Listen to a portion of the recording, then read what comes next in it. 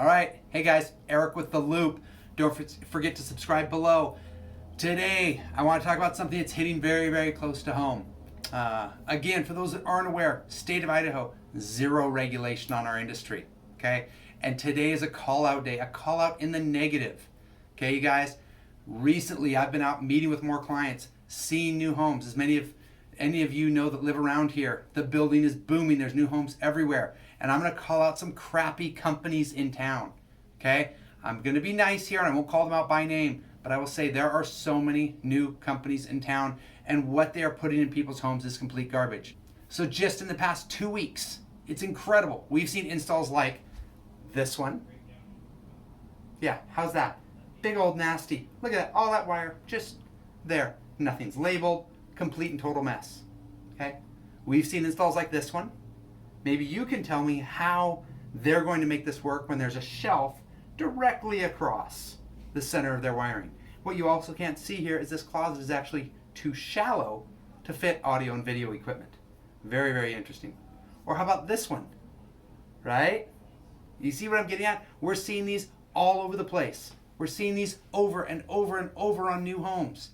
Unfortunately, like we said, in the state of Idaho, zero regulation, zero inspection, zero oversight, zero formal training.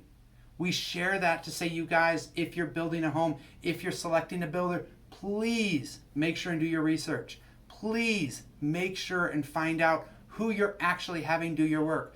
Don't just base it on their website. Don't just base it because they have 3 5-star Google reviews. Okay?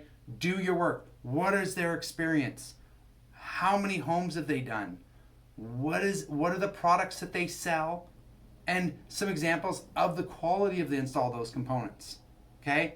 Nowadays you can get images everywhere. They can build up a website that makes them look like an amazing company when they actually have no idea what they're doing. I say this because we've seen it.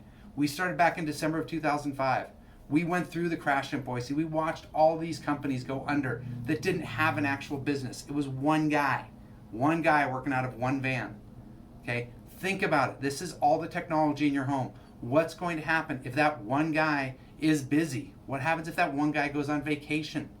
Who's going to support your system? Are you really in a position that you want your system to go down for a week because the guy that installed it is gone? We just had one a month ago. I personally walked a home where the client spent $35,000. $35,000.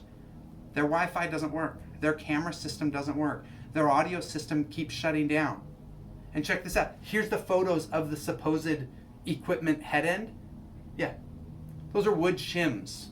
They're pieces of wood that the company put in because after blaming the customer that it was their fault that their audio system didn't work, they came over and put those in to try and keep the amplifiers from shutting down, when in reality they were just installed incorrectly.